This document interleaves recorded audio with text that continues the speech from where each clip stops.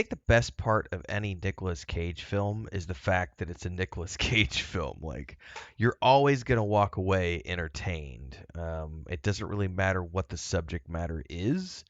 It's Nic Cage. You're gonna have fun. And The Sorcerer's Apprentice is one of those movies where it was a Disney film, and I remember seeing this with my brother in the theaters. One of the times when I was living in Bulgaria and I came back to the States, and my brother would have been, God, he would have been, I can't remember. He'll tell you. He was 15, 16 at the time. Um, and I took him to see this movie, and we had a lot of fun in the theater. And I've watched it 3 or 4 times since then over the years, but Chris had never seen this movie. So we sat down and watched this the other day. And it's one of those quintessential sort of, it was Nic Cage at the peak of his Nic Cageness, sort of coming down. I think this is the last one of those films that kind of was in that National Treasure era. This is 2010 when this came out, and it did not do well in the theaters. It did not do well commercially, and it was sort of like the last big theater film that he did for quite some time. And it's unfortunate because I think it's a really fun movie. It's a fun romp. If you haven't seen it before, I think it's worth your time. It's definitely in the same vein as the National Treasure movies. And a matter of fact, it might even be directed. I'm gonna go look this up real quick. Who directed this film? Jon Turteltaub, who also directed, if I'm not mistaken, um, the National Treasure films. Yeah, so back to back, they did National Treasure, National Treasure, Book of Secrets, and then The Sorcerer's Apprentice. Just boom, boom, boom, boom, 3 movies right in a row with Nic Cage, and they were fun movies. I don't think anyone would disagree that this is a fun film. However, it's also not a great film. It's a popcorn movie that has a lot of fun elements, and I would argue that Nicolas Cage is what carries this film, even though it has great performances from some of the other actors on the film. Especially, I would argue that Alfred Molina's role as the villain, he does a very, he does a good villainous take in any film that he does, and no exception here. The Monica Bellucci thing always threw me because it's like they just kind of threw her in there, and I wonder how much of a paycheck she got just to sort of be the love interest because she had almost no lines in the movie whatsoever. But she's still there, which always felt like a weird throwaway to me because she's a really talented actress, and yet she did this film where she has almost no dialogue, and I don't know if it was that way intentionally or if that was something that came about in the editing process. But be that as it may, um, the film essentially is it's him playing the character of Balthazar, who's this sorcerer who is one of Merlin's apprentices. And Monica Bellucci's character was one of the other ones, and Alfred Molina's character was one of the other ones. And they basically live forever because of magic, right? And they're always searching for this one character, this one person who can wear Merlin's ring and take out the big baddie who's like this, you know, ultimate bad guy, bad woman sorcerer who killed Merlin, and through many years of fighting and everything else, Balthazar locks her away. But the only way to truly get rid of her is for this character right here to come out of the woodwork and destroy her. So the premise is fairly simple. Flash forward to the modern days, and this kid, who starts off as an actual kid in the beginning of the movie, um, stumbles across this magic shop where Balthazar is alive and well and living in. And he gives this kid a ring. The ring attaches itself to the kid, and Balthazar's like, "Aha! I've found the one." And through a series of unfortunate misadventures, there's a on sorcerer battle. Alfred Molina's character gets out. They have a big sorcerer battle, and they both get locked in a cage for 10 years. And then we flash forward 10 years later to where he is a teacher's aide and a bumbling idiot, who nevertheless, he has an affinity for Tesla coils and engineering, and he's hopelessly in love with this DJ girl who he knew from when he was a kid.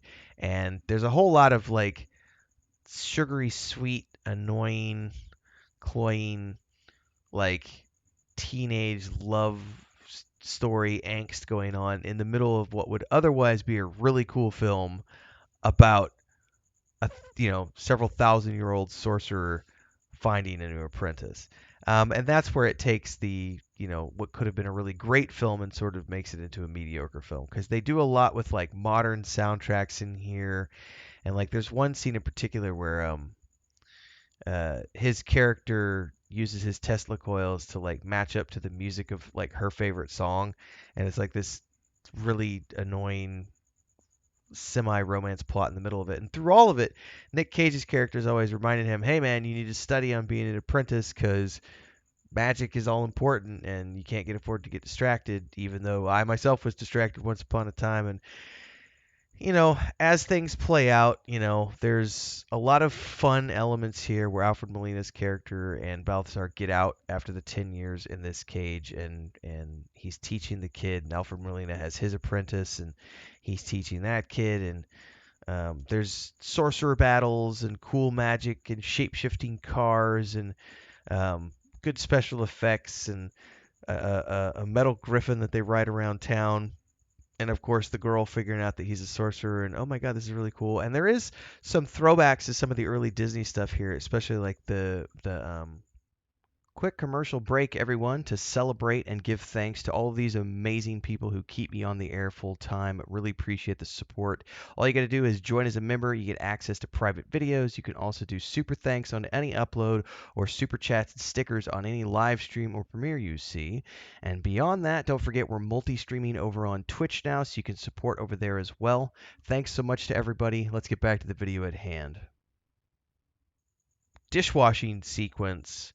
And this and if you remember the Merlin film, was it Merlin or is it Black Cauldron? I always forget. It's Sword in the Stone. It's Sword in the Stone. When the apprentice is using magic to like wash all the pots and pans and dishes and everything else, and that scene shows up here in a much more modern setting. And it's done very well. The special effects are really great for a 2010 film. They've held up very well. So it's just a film that has a lot of fun elements to it. And like I said, Nic Cage carries this whole thing on his shoulders with his mannerisms and bringing that national treasure charm to the table. Ultimately, though, despite the fact that he did a great job, and Jay Baruchel is as the nerdy college student doing a good job, Alfred Molina turning in a good job as the bad guy. It got horrible reviews and did not make that much money against it. And as a result, they never did anything with it beyond this point. But it is a fun, hour and a half ride through. Actually, it's a little longer than an hour and a half. It's closer to like 2 hours. I think it's like an hour and 45 minutes, something like that. It's a fun movie. It's a popcorn film. If you like Nicolas Cage doing Nicolas Cage things and having that like national treasure type charisma that he's bringing to a Disney film, this is going to be right up your alley. It's not anything super quirky. It's not anything super amazing. It's just good fun. And I think it's a family film that everyone can enjoy. Cris and I tend to like everything we watch with Nic Cage, even though watching Mandy was quite an eye-opener for her. She's seen a couple of other films of his that she was like, "Oh wow, I didn't know he did stuff like that." And it's like, "Oh no, Nic Cage will do anything. You give him enough money, he'll do anything."